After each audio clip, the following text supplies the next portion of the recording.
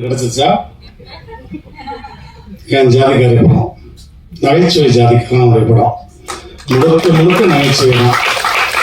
நீங்கள் ஒரு KPY episode எப்படி பார்த்து என்ஜாய் பண்ணுவீங்களோ அது மாதிரி இந்த படத்தில் ஒட்டுமொத்த கேபிஒயும் இந்த படத்தில் பார்க்க போகிறீங்க. அதனால தான் இதுவரையும் நான் நிறைய நம்ம பத்திரிகையாளர் மீட்டிங்கும் சரி, இசை வெளியீட்டெல்லாம் வந்திருக்கேன். ஆனால் இவ்வளவு தூரம் கைதட்டி ரசித்து சிரித்தது ரீசெண்டாக இந்த மேடை தான். ஏன்னா அதற்கு காரணம் இது ஒரு பலபுற மேடையாக மாறிடுச்சு. நீங்களே என்ஜாய் பண்ணியிருப்பீங்க. எஸ்ஆர்னோ தேங்க்யூ.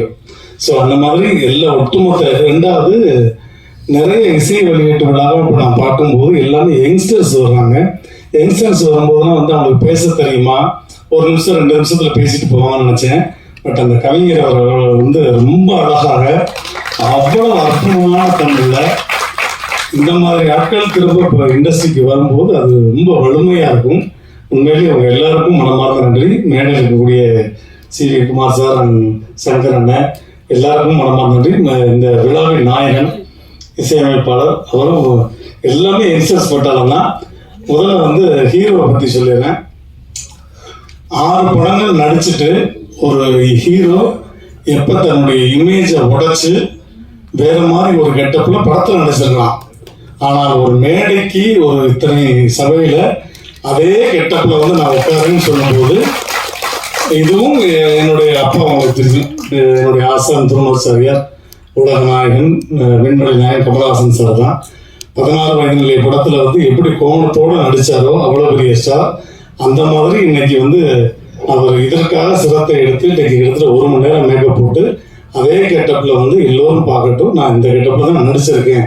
ஏன் அவர் நார்மல் கெட்டப்பில் கூட வந்திருக்கலாம், ஆனால் இந்த கெட்டப்பில் தான் வந்திருக்கேன்னு சொல்லி வந்தார் பாருங்க. அதற்கு மிகப்பெரிய ஒரு கைத்தட்டல் அவருக்கு. இந்த மேடையில் என்னுடைய மிகப்பெரிய மேடைக்கு நான் நிறைய மேடை கொண்டு போகும்போது மனமார்ந்த வாழ்த்துக்கள். அந்த தயாரிப்பாளர் கேபிஒய் ராஜா, அன்பு தம்பி, அற்புதமான ஸ்கிரிப்ட் ரைட்டர், அற்புதமான வாய்ஸுக்கு ரொம்ப பிரமாதமாக ரொம்ப டிஃப்ரெண்ட்டான வாய்ஸ்லாம் பேசக்கூடியவர், அவருக்கும் நன்றி. அதே மாதிரி அன்பு தம்பி ஆனந்த் அப்படியே கிட்ட கண்ணை மூடுனா என் தம்பி சிவகார்த்திகன் அப்படியே நேரில் கொண்டாந்துருவான் அந்த மாதிரி. அதுக்கப்புறம் என்னுடைய இன்னொரு அன்பு செல்லம் கல்லூரி வினோத், எக்ஸ்ட்ராடனரி ரைட்டர், கூடியவரை நான் டைரக்ட் பண்ணணும்னு ஆசைப்பட்டுக்கிட்டே இருக்கேன். அப்படி இல்லைன்னா கூட நான் இன்னொரு 4-5 மாதம் கழிச்சு ஒரு நல்ல செய்தி, ஒரு டைரக்ஷன் பண்ணக்கூடிய படம் பண்ண போகிறேன். அதில் கேபிஒய் ராஜாவும் வினோத்தும் கூட இருப்பாங்க, என் கூட ஆனந்த் எல்லாருமே. அதையும் இந்த இடத்துல நான் சொல்லிக்கிறேன். ஸோ அவங்களுக்கும் என்னுடைய மனமார்ந்த நன்றி. எல்லாருமே ஆளுக்கு ஒரு வாய்ஸ் பேசிட்டீங்க. அப்போ நான் ஒரு வாய்ஸ் பேசல என்ன இருக்கு?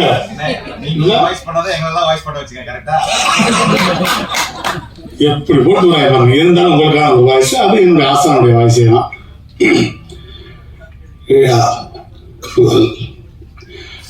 இந்த மாதிரியான ஒரு நல்ல விழாவில் நான் கலந்து கொண்டமைக்கு பெருமைப்படுகிறேன். இது நிஜம்.